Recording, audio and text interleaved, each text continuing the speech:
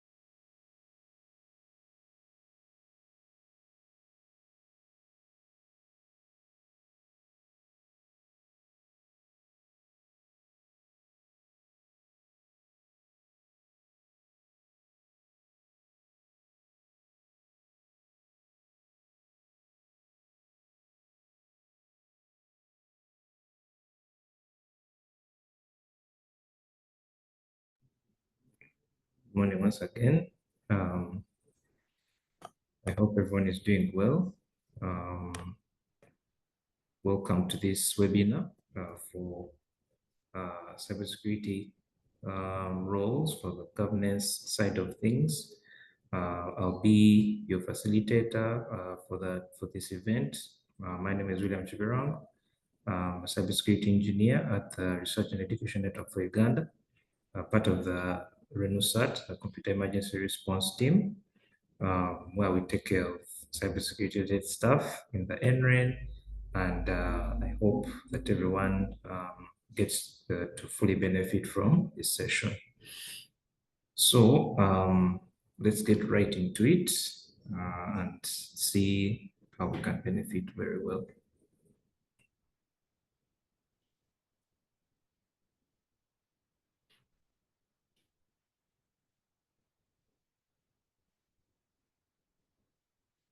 Okay, hope everyone can see.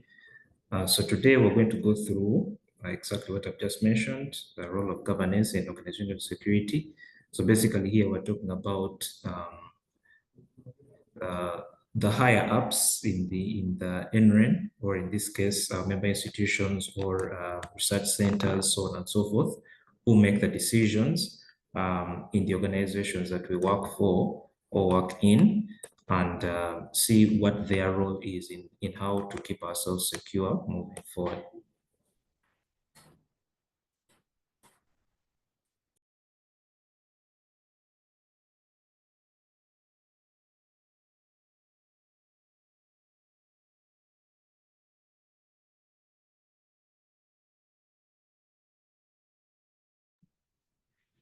Okay, so um, basically going to go through what the decision makers care about, right? So getting to understand how their brains work, how they manage to navigate cybersecurity things at that level, and any other thing that actually happens in the organizations or member institutions that we work in, right? So basically, there's a survey or a poll that we have here. So asking the question, as a decision maker, what do you care about, right? This event is basically made for decision makers. So as a decision maker, what do you really care about? So you can go ahead and scan the QR code uh, or use your laptop or smartphone and visit the link there, menti.com, and enter the code that you see on the screen to go through that section. So we're going to take a few minutes for people to fill in, probably like one or two, and then we get to digest whatever the audience has for us there. So let me switch screens here so that you can see how things are moving along uh, in that poll.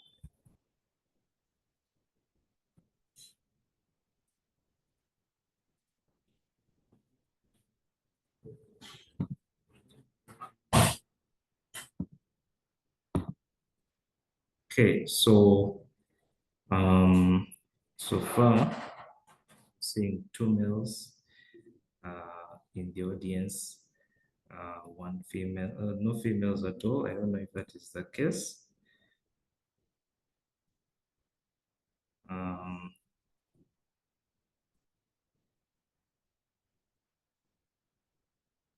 Three males so far, one female.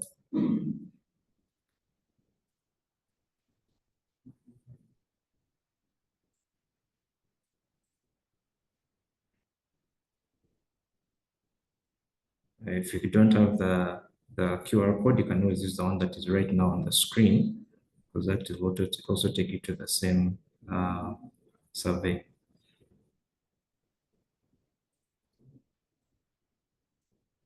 Four males.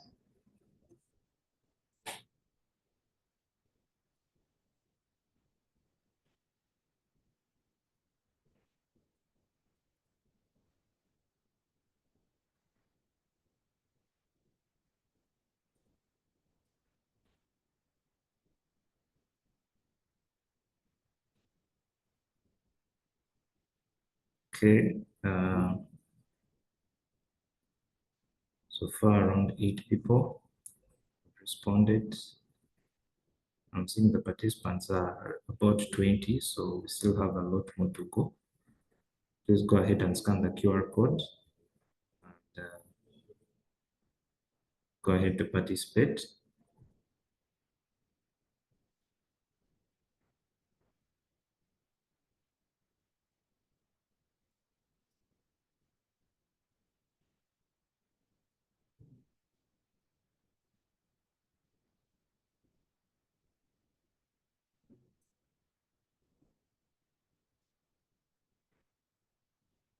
Okay, I think we can move on. So far, we're basically seeing that a lot of males in the audience and very few females. It's unfortunate, but I think that will get better with time. So one question here says, as an institution decision maker, what do you care about the most, right? So basically just give us your 1 or 2 word phrase, basically telling us what you think is most important to you as a decision maker in your daily work, aside from cybersecurity and stuff. But generally, what do you care about? What is that thing that you can actually look at and not look at anything else?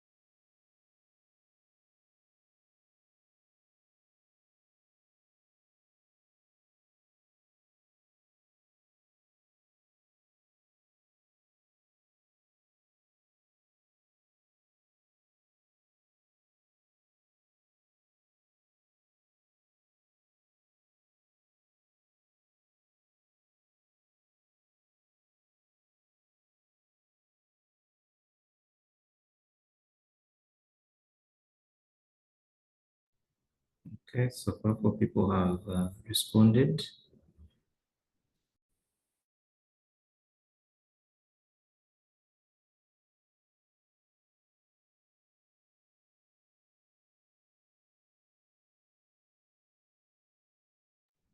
Remember that the question is broad, so it's not about just cybersecurity, it's about everything as a decision maker in your daily life. Like, what do you care about when you go to work, when you are making decisions regarding the things that you're in charge of?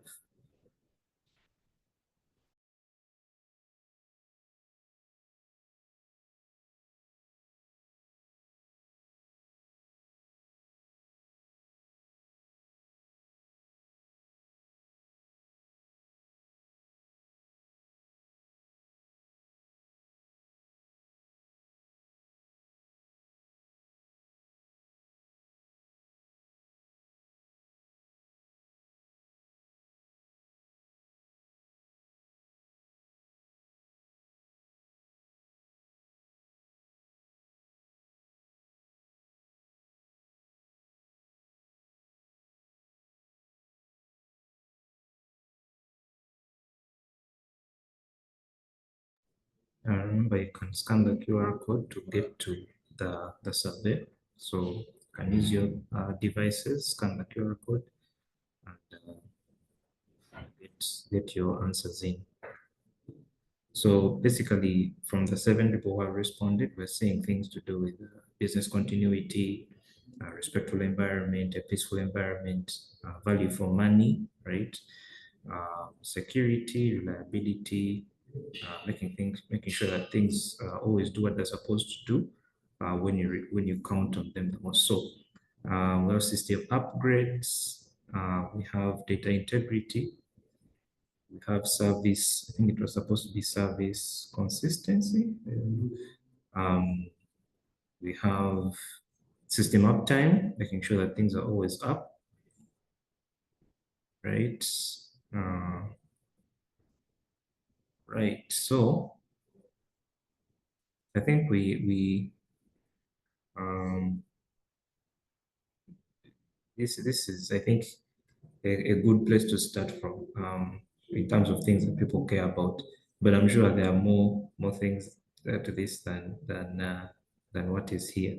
Particularly, what I think is important for people is that value for money, because you always have to plan and budget and making sure that whatever you're buying is actually uh, going to do the things you want it to do and you get the returns that you invested on it. Uh, yeah, return on investment, ROI, efficiency. We're looking at uh, environment, respectful environment, business continuity. So there are things to do with having a peaceful environment to work in, making sure everyone is taken care of, their needs are met regarding maybe their salary or stuff like that.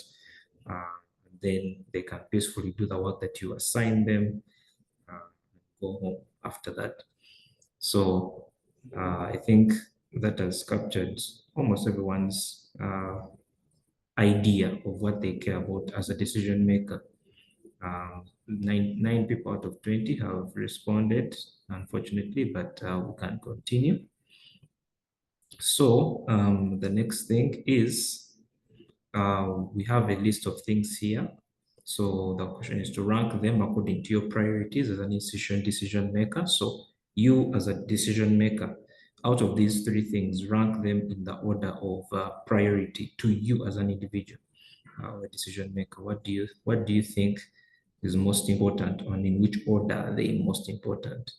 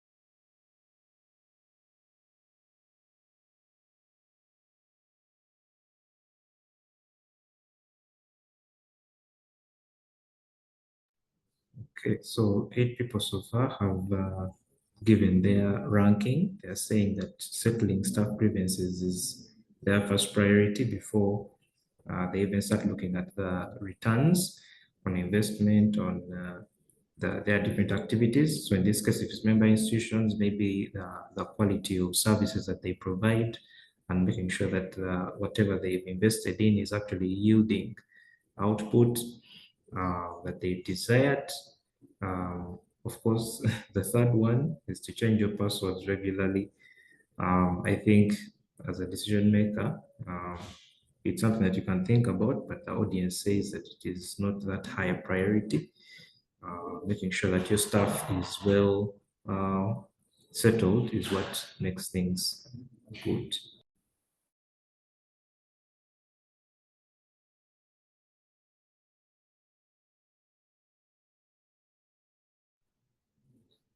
All right.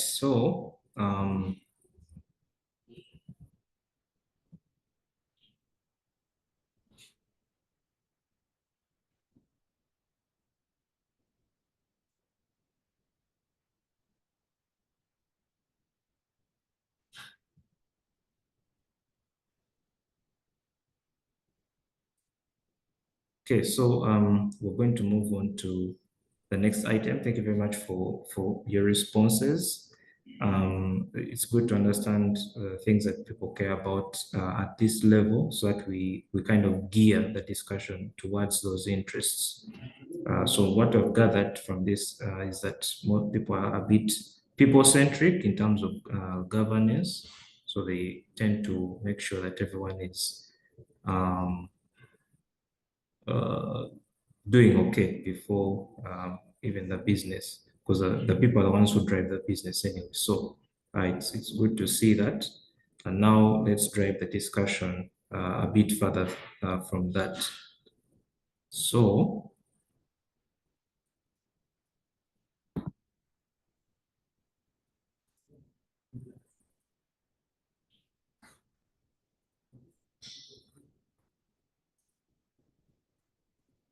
so worldwide, aside from what we have seen here, is that uh, a lot of decision makers care about different things at a very high level. So things to do with um, return on investment, like people said. So on the left, you see that like 88% of CEOs and other business executives struggle to capture value from their technology investments. So many people buy servers, they buy special tools and stuff like that just to make sure that um, their businesses work the way they want to, and it's it's something that really bothers them, right? They need to make sure that whatever they pay for is doing what they need and it is pushing their goals forward for the organization. So that is key for them. The other is to do with things like sustainability. So on the right, you see something like 45% of global CEOs think their organization will no longer be economically viable in 10 years' time if it continues at its course. So always trying to evolve and get competitive in whichever manner of business that you're doing. In this case, if it's like, let's say, a member institution, you're trying to um, uh, become more marketable as an institution, get more students in, get more buy-in from, let's say, funders, so on and so forth.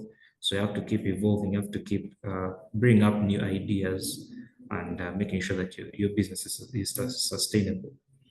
Then the last one is maybe things to do with uh, you leveraging technology. So there they say 50% of survey respondents, the CEOs, strongly agree that their emerging technology strategy is integrated within the company's business strategy. So that's just half of people, meaning there are those who are not certain that what they are using is actually driving their business forward. It's not aligning with their strategy. They're not leveraging it in the best way possible, which is not good because we need business to keep coming in. We need things to keep working so that we get the funding we need, get the profits we need to keep running, right? So that is paramount.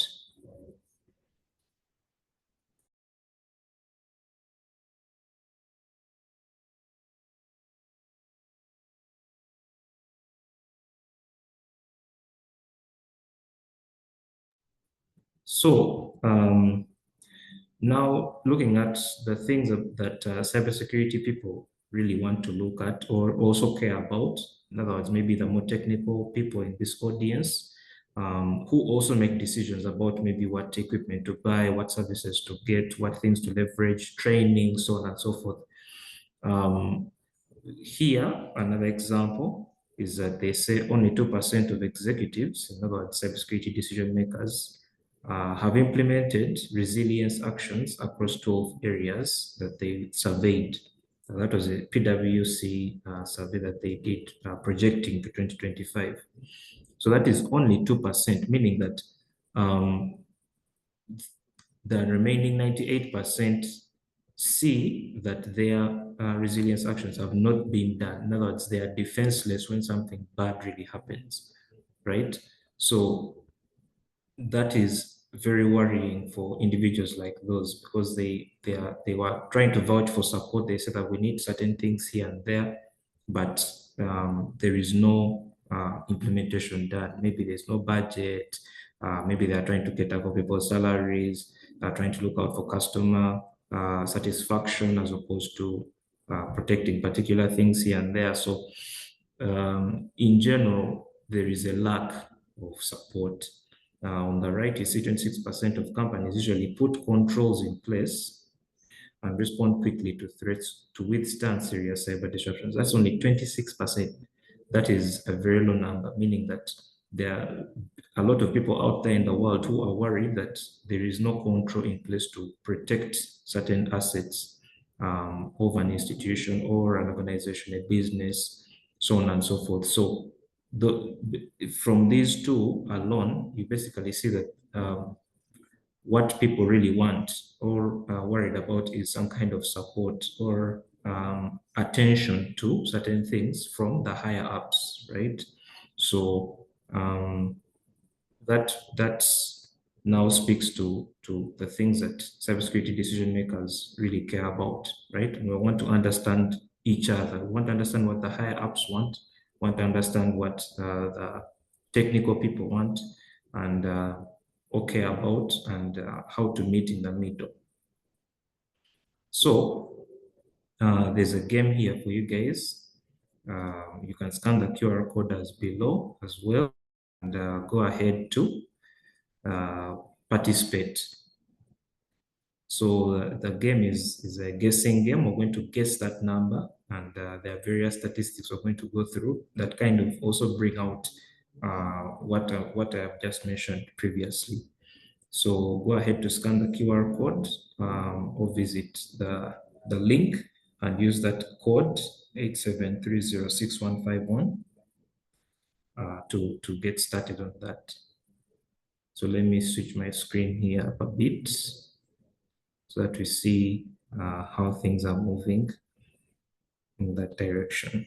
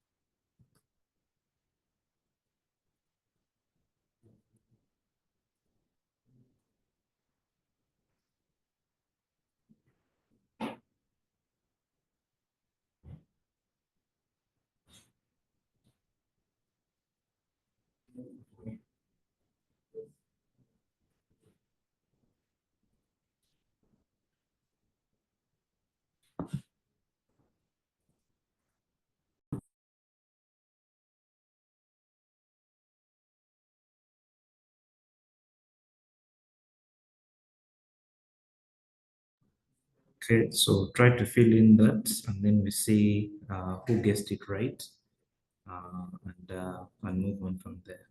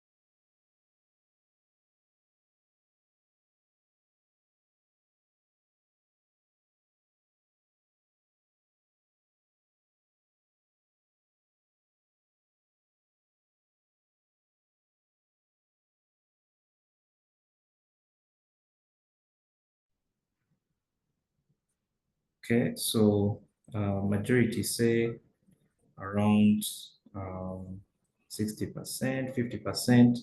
Others are saying 100%. Um, so let's see if we to show the correct answer here.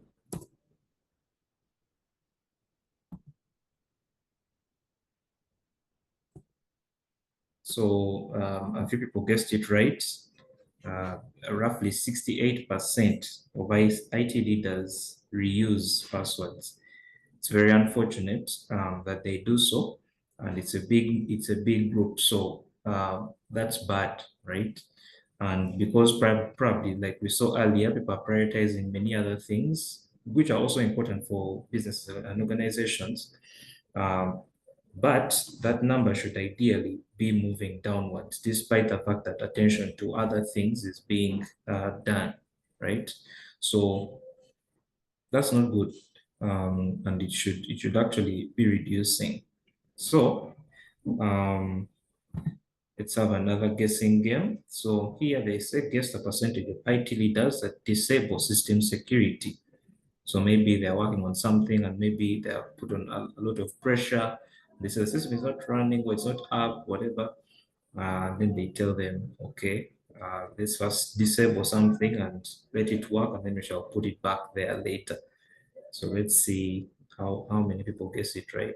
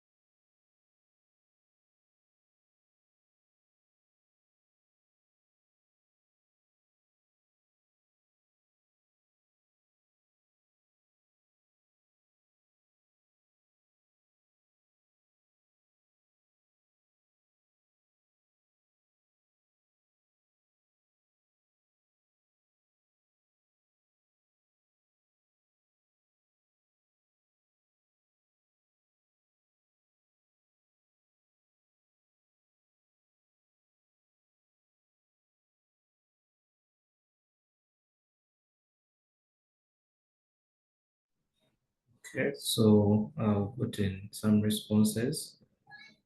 Some others are saying, I think around 90%.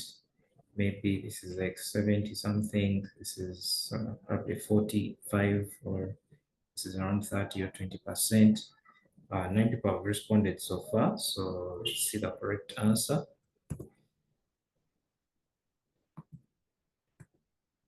So 36% actually. So a few people got it right.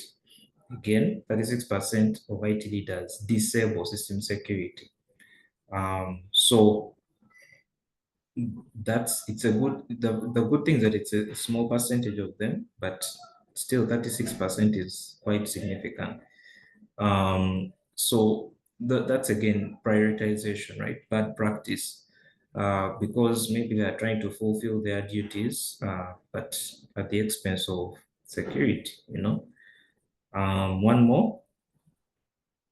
So here they're saying, guess the percentage of organizations that have an AI policy. Okay, we already got in responses. Some people are saying in the low tens or 20s. Others are saying around 50.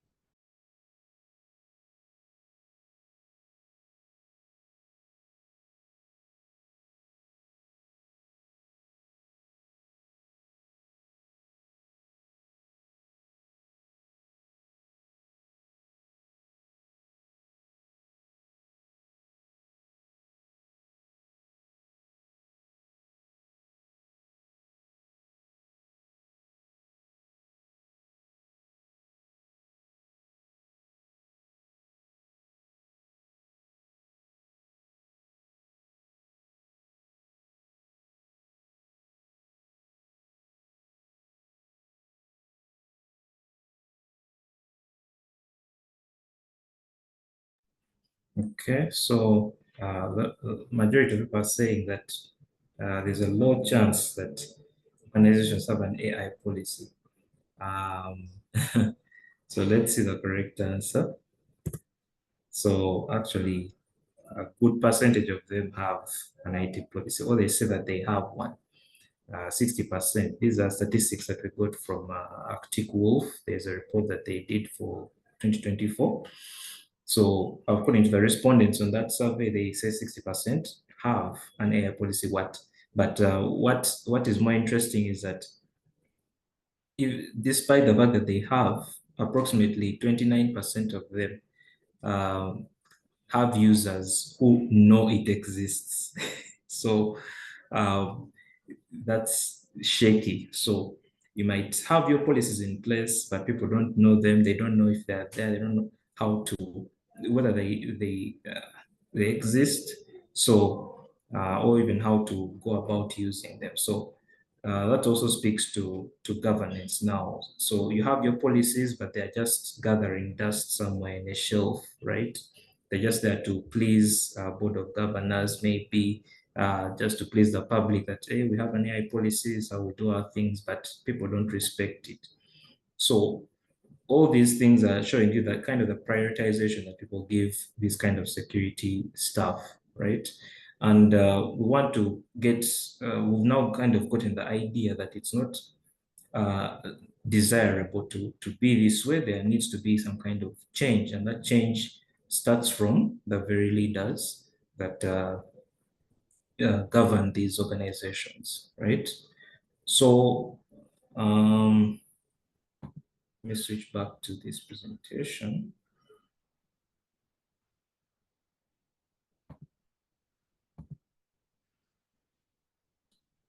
So generally, a balance must be struck, right? We've seen that people neglect passwords. They disable system security at some point just to make people happy and stuff like that. So there needs to be a balance, and that balance has to be really ingrained in every individual in the organization, not just IT people who are going to struggle with the system and then they blame them later on for all the problems that come after that. So, generally speaking, this graph shows you that balance, right? And the way these variables interact with each other. So, on the one hand, we have the convenience. So maybe things like basically anything that makes your life easier. So easy passwords to remember, easy access to a system, um, anything that feels nice when you're doing your daily work, right? That doesn't give you a lot of headache. Then on the other hand, you have security. So security, of course, is the basic things that we know: access controls, um, uh, privacy, integrity, so on and so forth, that keep our stuff safe or that keep our information safe, all that stuff. So there needs to be a balance. If you have a lot of convenience, if people are over pressurizing the IT teams or the cybersecurity teams to make things easy for the sake of their daily operations, then they sacrifice something. There is no free lunch. In other words, your systems don't remain as secure as they are, even if you make password policies easier. There's always something you pay. There's a price to pay. Um, you so that sacrifices security, right? So you're compromising your souls just to make your lives easier. However, on the other hand, if you're very strict about things and you put like trillions of layers of security on your um, infrastructure, your assets, your people, uh, it, things become very cumbersome. So someone has to like put in 3 passwords and have a security key and then put in a fingerprint just to access maybe a document or something like that. So well, that is quite extreme. So now that balance that must be struck is heavily reliant on the kind of work that one does or the organization does. So that balance is not uniform across institutions, across businesses. There's a difference between security at a bank and security at at a supermarket, right? So all those things need to be put in place and thought about critically, starting from the top, not just at the very bottom where people are trying to protect systems that people don't even care about, right? We need to be able to care about these things because they have a direct impact on operations, on profits, on people's livelihood, so on and so forth. And it has to start from the top. So now that we've understood what people care about and the different perspectives, what does the governance area have to play? What should they do? Because they need to care about these things because at the end of the day, it affects their people that they're trying to satisfy. They're trying to satisfy customers, stakeholders. They're trying to make sure that money is spent properly, financial control, risks, and all those other different things that are thought about at the governance level. So cybersecurity should be one of them, and it should be taken seriously, right? So where does that start from? It starts from the top, like we already mentioned. So the tone at the top is quite important. Um, Basically, the leaders need to be able to walk the talk, right? So they might say that you're supposed to secure our system, so on and so forth. But if they themselves do not operate in a secure manner on a day-to-day basis, then would you expect that their subordinates would do the same? Um, Yes, of course, because that is the tone. Like you set it in a way that it is very relaxed manner. You don't need to care about security that much. So they follow what the leaders do, right? And because that's what the leaders do, maybe that's what makes them happy. Just make their life easy. Don't overstress them, so on and so forth. And then that, of course, sacrifices the security component, like we had mentioned earlier. So leaders need to get into this mindset that um, don't this thing of do don't do as I do as I say, right? That is completely the opposite. They will do exactly what you do because that is the tone that you set for them. So if you don't reinforce certain things, then your followers will not do the same. They'll just follow what you're doing because you're giving them that example. You're not caring about security, just caring about money or customers, stakeholders, which is important. But even cybersecurity is important because that is the basis of trust between you and your stakeholders, right? If you're not doing things in a proper way, then you don't expect customers or even stakeholders to kind of trust you to do certain things. And that requires you to always have um, a proper tone from the beginning all the way up to the end, right? So every person from the topmost CEO or vice chancellor or executive director all the way down to the cleaners, right? That thing has to be put all the way down and it has to be consistent. So how do we do this, right? Some people say, okay, you're telling me all this stuff, so what should I do? Follow best practice, right?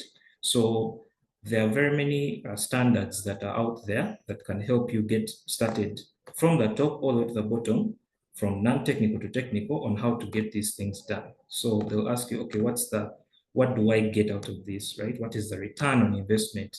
Why should I follow a standard if I'm just going to be wasting my time? So there are various things, right? Higher reputation of your organization, meaning that if, let's say, this a certain institution X follows a particular standard, it means that they know what they're doing and they enforce it from the top to the bottom. That means that even their quality of services or the products that they make are of good quality, right?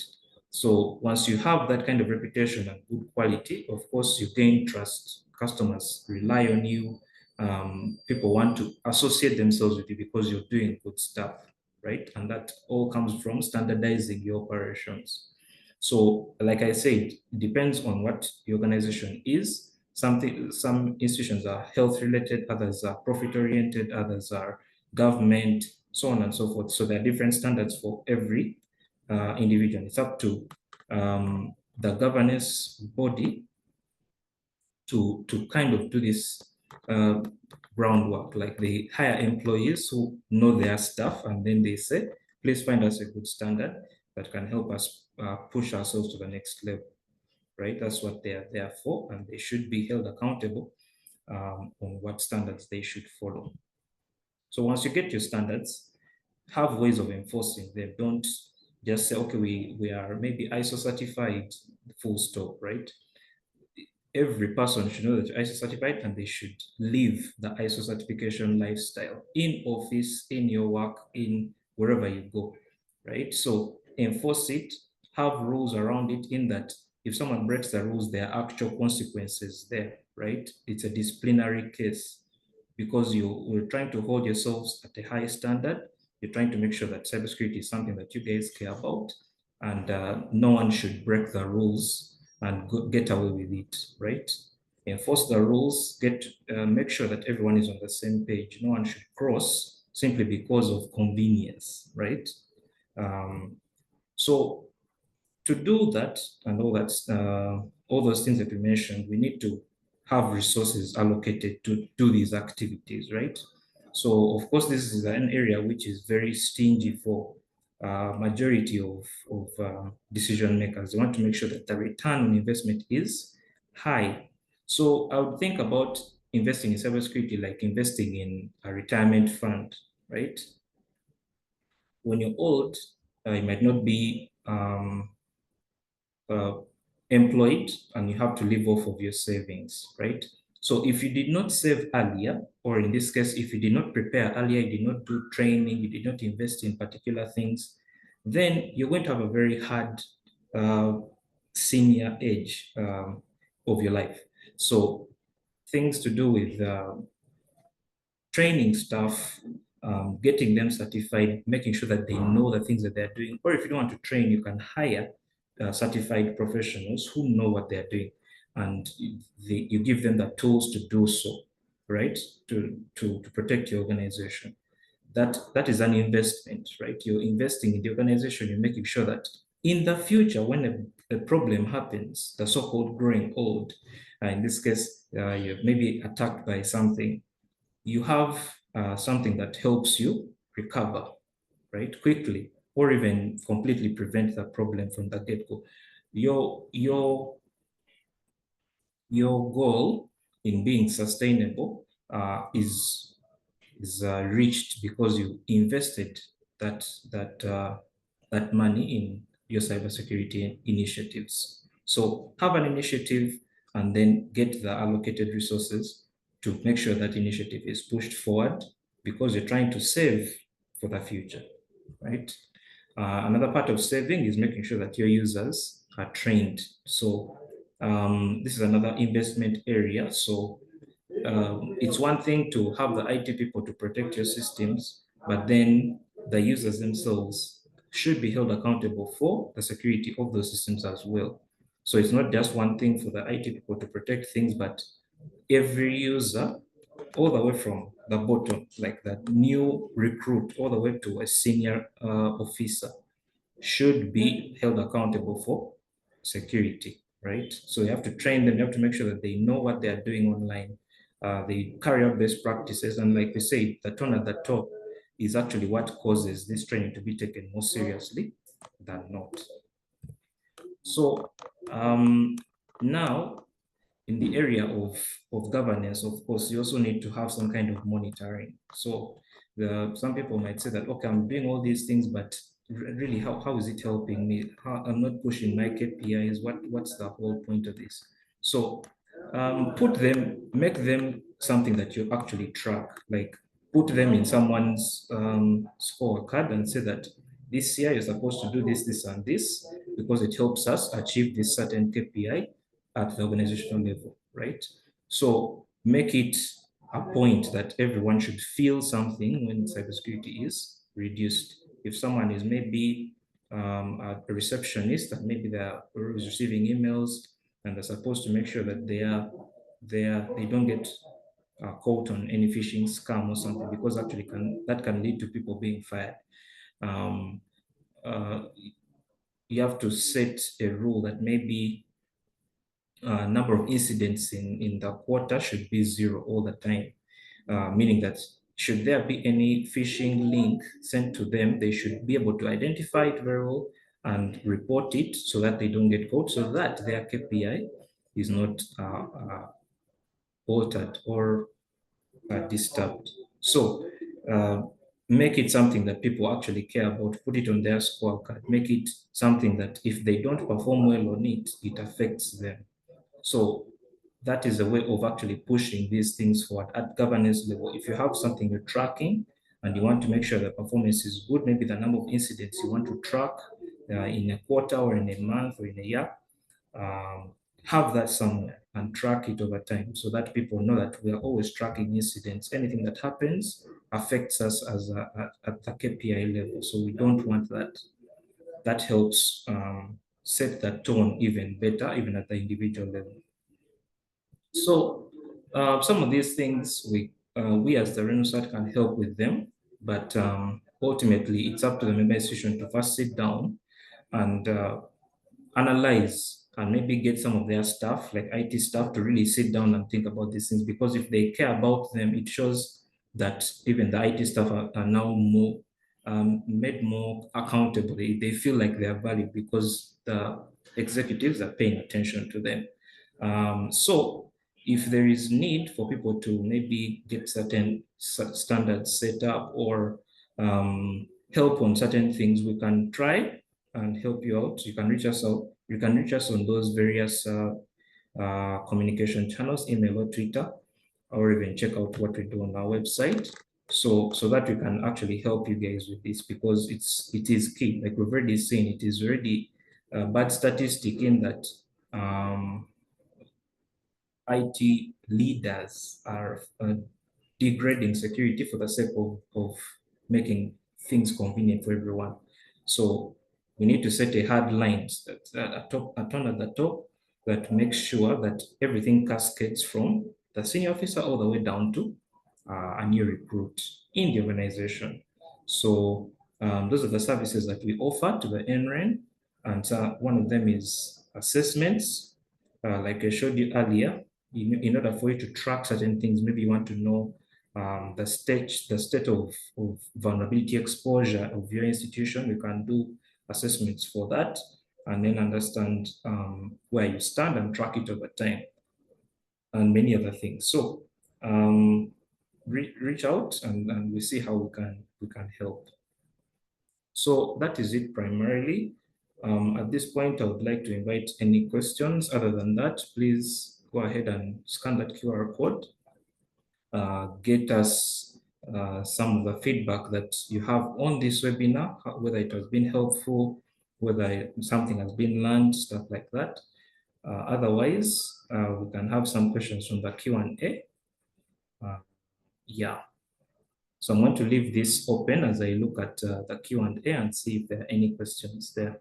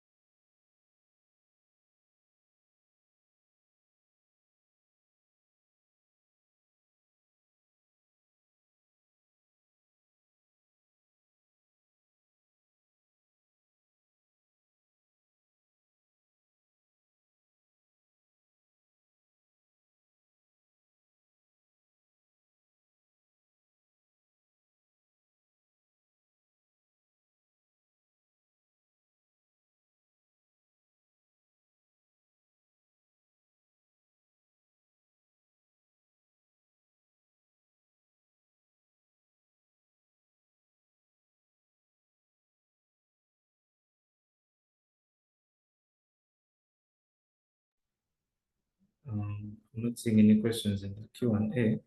Guys, if you have any questions, please leave them in the Q&A section so that you can have them addressed.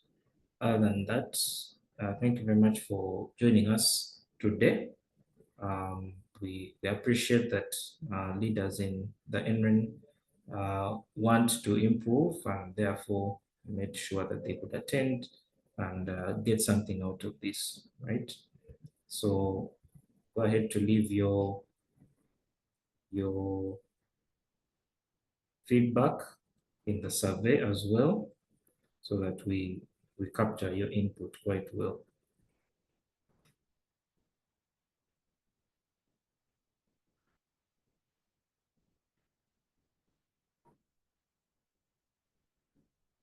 Okay, so we have a question from Fred.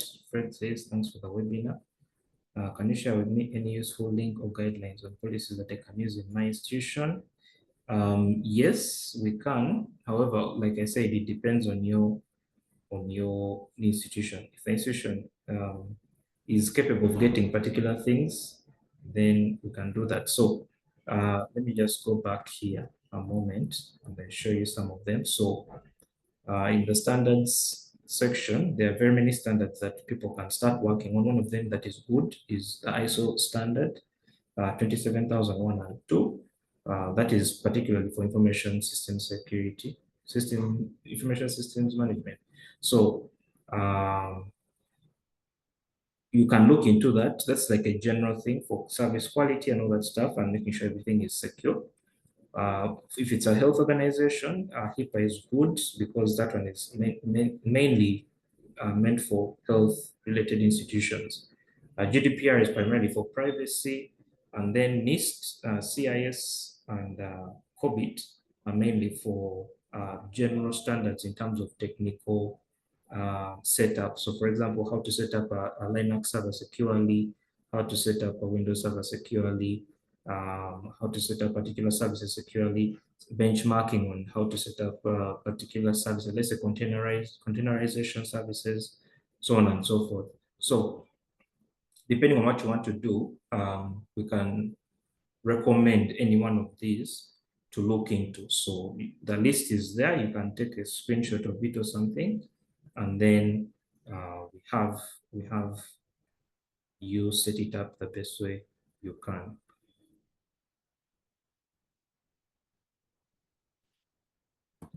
Yes, the information, this presentation is going to be shared with you after the webinar, so don't worry.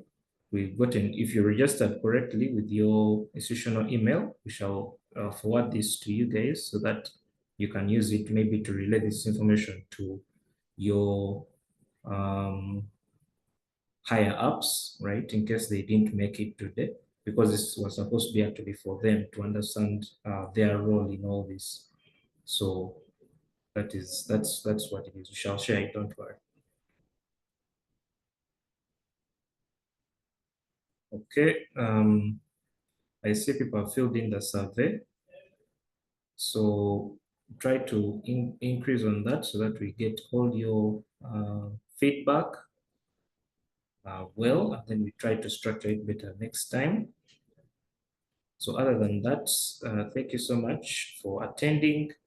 You can always reach out to us for more information regarding this through our channels, email, CERT@university.gg, and Twitter, where we can interact in a more free way.